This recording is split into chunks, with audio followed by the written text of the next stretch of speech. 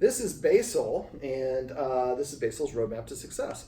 Now, this is a little bit of an unusual session. Her issues are kind of hard to recreate in a tutorial video. So the video we have above kind of goes over some desensitization techniques. But a lot of her issues, I think, are coming from thinking that she's in charge of her humans, but her humans not always listening to her. And I think it's just confusion. So she's shuddering just a tiny little bit. And it's important to understand, if she is shuddering and I pet her, I'm going to amplify that insecurity. So if your dog is nervous, anxious, fearful, any unbalanced state of mind, what you want to do is you lay your hand on them. They do associate touch. She stopped quivering for a second. They do associate touch with affection, but as soon as you start petting her, you're going to make it worse. So it's probably the most common mistake people make with dogs. They want to comfort the dog when it's fearful, but it backfires and makes it more, amplifies it. So she basically didn't have a lot of rules. Her guardians have been watching my videos and started to incorporate some. So we went over some additional rules.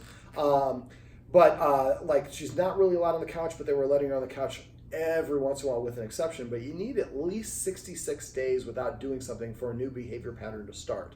And so I recommend the guardians spend at least 66 days, but as long as we have the screaming and some of the other issues going on, that rule should still be in place. And then after that point, it becomes furniture with an invitation from a human and only for good behavior.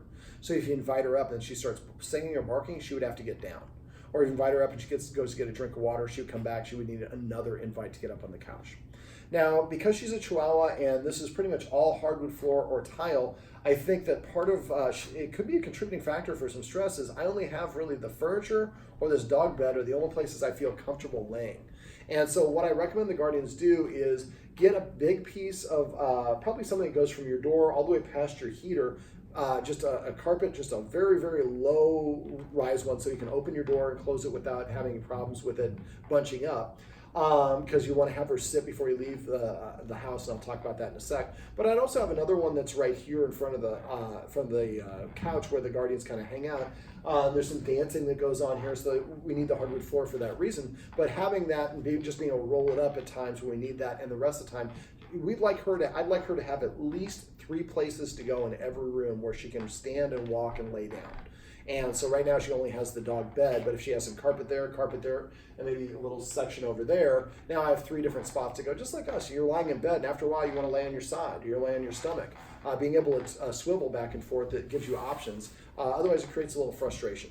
So we also other rules we talked about. Right now the guardians free feed her. And for dogs, because eating is such a primally important activity in the wild, they spend 90% of their time looking for food. I'd recommend the guardians go to a structured feeding. Now, I have a lot of videos on my website for all these things, and I'm going to kind of say, well, I always say I'm going to say this, I never say it, but any of these terms I talk about, you can go to doggonprobs.com, click on where it says dog training tips. Now, on a laptop or a desktop, you're going to, on the right side of the page, there's going to be a search box. If you're on your phone, at the bottom of the page, the second field from the bottom of the page is a search box. So you can type in structured feeding, and it has a video where I explain how to have structured feeding. Really, the basis of this is we need to make sure that the human is eating something first, the dog gets permission to eat, and then at that point has like a minute to go eat their food. If the dog doesn't come over in a minute, I ask a couple times, I keep wanting to say Pesto, not the dog I work with, Basil, after 2 or 3 times, say, hello, sweetheart. If she doesn't come over, or she comes over and sniffs it and then walks away, pick up the bowl, dump it back into the bag, and put the empty bowl back on the ground. It's important to put the empty bowl back down. She is not eat now until the next meal. I would recommend feeding twice a day, and before that she eats, the guardian who is going to feed her should eat something first in 5 or more bites. It doesn't have to be an actual meal, but 5 actual bites, and it can't be soft like a coffee or a smoothie. They don't understand that as food. So I eat 5 bites of a chip or a carrot or a piece of cracker. Then I give her permission to eat. If she eats, when she takes her first bite of food, I'm going to use passive training and say like sushi, or you guys like fish, whatever the word is that you want to mean she gets to eat. So for 3 months, every time she takes her first bite of food, we say sushi. So after a while, sushi becomes her command word to eat. Passive training, we'll talk about that in a minute. So, and if she doesn't eat, or she walks away with food in her bowl, we pick up the bowl, dump it empty, and put the empty bowl back down. 99% of the time, they'll go lick the empty bowl, but there's no food again until the next meal.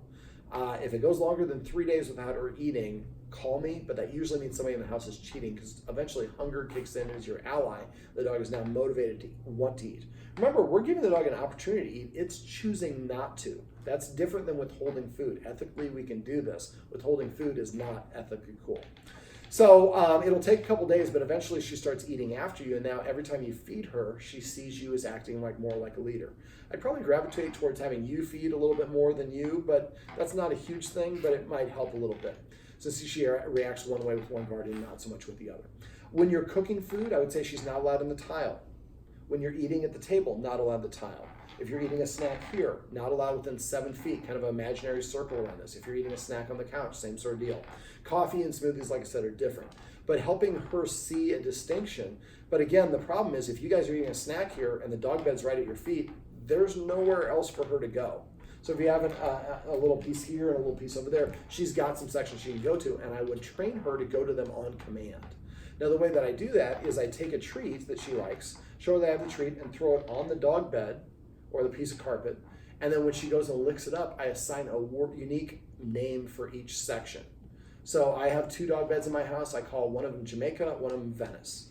You can call it anything you want. A lot of people say it with kids, called Hogwarts, whatever you want. Come up with something that hopefully that is going to make you or your guest laugh. So come up, maybe call it, Hawaii, Oahu, and, I've never been to Hawaii, but, if you want to use a theme. And so that way you can say Japan, and the dog knows Japan means go to the carpet in front of the front door. Because every time I hear Japan is when I have a treat in my mouth. I'm in that location, I have a treat in my mouth that I just licked up off of the floor there, and I hear the word Japan. So I throw the treat there, you throw it, let the dog see you, and when she goes and licks it up, say the word Japan. Remember, always after the treat goes in the mouth, say the command word. And then when she walks away, throw another treat. I usually do this about 10 treats, like twice a day for about 2 or 3 days. That really spikes the dog to want to go there. The other thing I do is I sometimes leave a treat there and don't point it out to the dog. Just wait. The dog's like, I smell chicken liver. Don't point it out. Let her find it on her own. When she goes there and finds it, then say the word Japan. Or the third way, I lead the dog over, put her in a sit or an LAY, and then give her a treat, and I would say Japan. So these are 3 ways to entice the dog to go there. But anytime she goes there on her own, use that passive training. Say Japan when she goes there on her own. Even better, if she goes over there, pull out a treat and throw the treat. So first, every time I go here, or every time I see people throwing treats here, so I go there and get the treat and I hear the command word. After a while, now I go here and it rains treats. This is a good place to hang out. So she'll start hanging out in those places, and also you can direct her. If you're eating here, you can say, Oahu, and she goes to the dog bed over there, or the carpet over there, or whatever it is. So coming up with these designations is a great way to help her, direct her a little bit better. Let me see. Another rule, the reason I had set the carpet for the door is I want the dog to sit before we open the door. Sitting is a more subordinate posture. So put her on the leash, go over to the door, and say sit once. If she doesn't sit within 3 seconds, drop the leash, walk away, sit down, pull out your phone, your whatever the book is, and read a little bit. Wait 1 minute. After and how much, if she protests or barks, sings, ignore her. After 1 minute, go back to the door and tell her again, sit 1 time. If she doesn't sit within 3 seconds this time, I'll walk away for 2 minutes. Next time I'll walk away for 4 minutes. Next time I'll walk away for 8 minutes. Eventually I'm going to sneeze. But the idea is we're going to double the length of time every time we walk away from the door until eventually when I go to the door and say sit, she sits down, or eventually she goes and sits at the door as her way of communicating, I would like to go outside. Now I asked the guardians what her command word for potty was, and I think the command word is go outside. And so that is confusing because there's times I'm sure you go for a walk and say go outside and then you don't potty.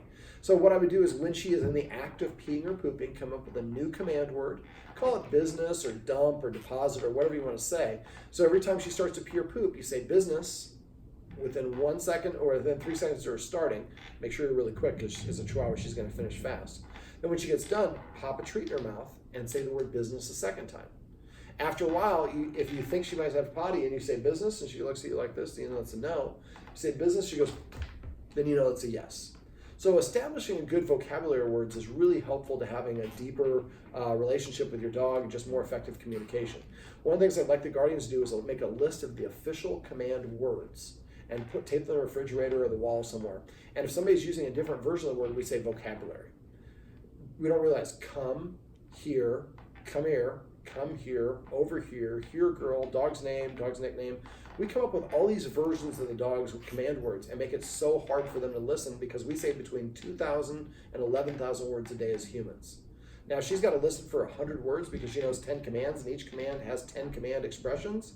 That's a lot more taxing than listening for 10 words because each command only has one expression. And also be careful of your pronunciation. Sit, sit. You saw she responded to the baby talk, but dogs hear pronunciation. That makes it almost a completely different command word. And also, like if I say sit, and pet her like, oh, you sat down. Well, sit and sat are completely different command words to dogs. So say it the same pronunciation and only one version of the word. I'd also like some of the words to be funny command words. When you're thinking of these names for the carpets, try to think of destinations or people, call it one's Serengeti, and that one's Yugoslavia, and that one's, what do they call the tundra in Russia? Siberia. So you come up with these funny names. So stuff that resonates, that makes you guys laugh, that really helps because then it breaks the tension. The dog's more motivated to want to go to Siberia because everybody laughs when I go to Siberia. So let me see. Let me try to think of other rules. Those are, some good examples. The guardian is good about not letting them in, letting her in the bedroom, but the door is wide open, so she knows she's not allowed to go in.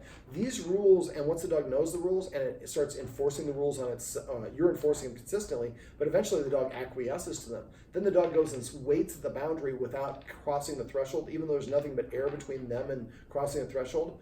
They're developing self-restraint and self-control, and they're practicing it. That's wonderful. It's really important for dogs to practice that because they're very instinctive creatures. So let me see. Those are examples of rules. I also like the guardians to get in a habit of petting with a purpose and passive training. I think those are both contributing factors to her singing to protest when she leaves. She probably has a little separation anxiety. Sometimes it's just one person's for her. That's the case, but sometimes it's anybody. Just as long as somebody's here, I'm cool. So basically, a lot of times separation anxiety comes from the dog being overly loved. I hate to even say that, but just like a child, if you give a child everything at once and never say no, and it has no concept of saying no, well, the first time it says, take me to Disneyland right now, well, I'll drive you in the car, but it's an hour and a half away. No, now! Well, you can't do it. Sorry, I know that's a little stressful. Sorry, I just have to mimic a little bit. So what we want to do instead is help the dog prepare for it. So when the dog comes up and tells us what to do, scratches, nudges, paws at you for attention, I want you to give her a counter order. Tell her to sit. She's already sitting here, ask her to sit here, or ask her to lay down. So sit or lay down are the two ones that I want you to do. So after a while, she realizes if I tell humans what to do, nothing happens. But if they tell me what to do and I listen, then I get rewarded. So being a follower is rewarded. Being a leader, nothing happens. Well, if I like getting a treat and I don't like not getting a treat, eventually I'm going to do what gets me the treat or the attention. So eventually what will happen is she'll start coming and sitting in front of you to prepay for the attention. When she does, make sure you do recognize her at least a little bit and preferably pet her under her chin. See how her nose is going in the air? Proud, confident dogs have their nose in the air, insecure dogs have their nose down. So I prefer not to have the guardian see how she kind of cowered down a little bit. I prefer not to reach over her or pet her over her head. Now you can scratch her anywhere you want. Scratch her here, scratch her paws, wherever you want. Just avoid reaching over her head and patting over her head because that creates that down nose orientation. Remember, dogs usually hear the first word that we say the best. So don't say good sit, just sit. So once she sits, pet her on her chin, say sit, and you pet her as much or as little as you want. One pet to an infinity number of pets. After a while, what will happen is she will start coming and sitting in front of you to prepay for attention because that's the best way to get attention. Now we've redirected her in a more desired action and behavior and motivated her to want to do that. Now remember, you'll boost her confidence, increase her respect for you as an authority figure, and help her practice petting, sitting, or whatever the command is, every time you pet her if you get in the habit of doing this. Now, I use the watchword paycheck if I suspect someone's petting without a purpose. And I also use passive training. Passive training is really kind of the next generation of petting with a purpose. What will happen is the dog will recognize that these things get attention and she'll start prepaying for them. But you can also use this to train dogs to do unusual things. Every time she stretches, if you pet her under her chin, say stretch within 3 seconds of her starting to stretch, after a while that becomes a command. Every time she brings you a toy, name each individual toy. Right now, she doesn't really have a toy. She had a bad experience with the Kong, but I'd like her to have some appropriate chew toys. I'd like to get a couple of antlers, a couple of nylobones of different shapes, and they also come in I was going to say colors. They do come in colors, but they come in different flavors. They like barbecue, bacon. I don't like the chicken one, though, because to me, it tastes like everything. joke. But get different flavored ones in different shapes. Also get her some real bones. Dogs can have bones as long as they're not cooked. Boiled bones are okay, but they can eat raw chicken bones and they can snap them and splinter them. But as soon as they're cooked, they become they shred their insides.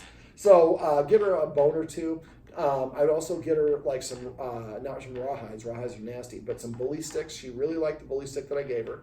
And that'd be something the guardian can start giving her, let her get into it. And then while she's desensitizing, doing the things I had in the video above, if she has a step that's really difficult, letting her have the bully stick and chew on it first for a couple minutes first can go a long ways towards helping her feel more comfortable about that thing. And it's also a great way for them to release some of their anxiety by chewing on things. So you can get her a couple plushies as well because she's a Chihuahua, so I would definitely have a couple plushies. Even if she destroys them, I like having a couple things my dogs can destroy. But a couple rope toys as well so she can play tug of war. Things that allow her to be interactive with you and having a plethora of them, at least 20 different toys and a little basket off in the corner maybe behind your dinner table. So it's kind of out of the way, but she can go over there at the end of the day, pick up all the toys, put them over there. So now she has things to do to keep her occupied. I'd also look for some, she has some issues with treats, so try a whole bunch of different treats until you find a treat that she really likes but also agrees with her. Because you want to give her a lot of treats when you do these training things. Also, since yes, I'm talking about you, sweetheart. Since she seems pretty smart, I would look into trying to teach her new tricks and commands. Confident dogs are less likely to be insecure. Most dogs in the United States, there seems to be a tipping point once your dog knows more than 10 commands. I don't know how many she knows, but I'm guessing it's probably not at the 10 command level. So go to YouTube. All these dog trainers want a TV show, so they'll show you how to do all the ins and outs of their tricks. Make sure they're positive reinforcement only. Unfortunately, a lot of people still use the old force and punishment. And even though it doesn't seem egregious, we want the dog to want to do things. So any sort of positive dog training is going to revolve a reward for compliance, but no punishment. If it's punishment, find a different video or a person who does it differently, because unfortunately, sadly, there are a lot of people that have these punishment-based videos. It can work with some dogs, but insecure dogs, it really shatters their spirit. And I've worked with 4,000 dogs. I've never needed to, and I don't think you need to either. So let me see. That's petting with a purpose and passive training. I went over my escalating consequences with the guardians. They're a great way to help disagree with the dog with unwanted behaviors. I have videos for that. I also have videos for petting with a purpose for passive training. But the video above kind of talks about counter conditioning and desensitization. I think that's going to take care of a lot of these problems. But the petting with a purpose and passive training are going to go a long ways towards doing that same thing with enforcing rules consistently. Now remember, you can always go down to her level and cuddle with her. I don't want you to not cuddle with her for this 2-month or 3-month period of time. That can be psychologically devastating for her as well. So when you get these carpets, put them down in places, get a couple area rugs, and make it like the old drive-in movie theater. Lay down here and watch TV on the big computer screen. She needs that contact. But again, try to get in a habit of asking her to earn those things. And don't be afraid to play hard to get. If you ask her to do something once, one of the guardians likes to sit over there and sometimes call her over, and sometimes she won't, and sometimes he comes over to her and pets her, or sometimes she just does her own thing. Ask her once. If she doesn't do it, find something else to do and try to make it look like you're having a really grand time. So jealousy becomes a good motivator for dogs as well. Now, one other thing that I think would be helpful for her is something that I have here on the floor behind me. This is called a Varram pet robot, and it's VARRAM. I got it off Kickstarter, and I'm going to show you kind of what it can do, but if you have a little dog like this, it could be beneficial. So just spit out a treat. Now she's going to work up the courage to go over there and get it. This is one of her habits, is she likes to sing when her guardians are in bed. One of the things they could do is they can recognize the warning signs. When she comes over and stands at the threshold, so you maybe have to set your alarm, be up and wake, and have her, you can get one of these and you can use it the same way that I'm doing it here. But let's say you see that she's there. Oh, she's there. She's going to start singing in a minute. So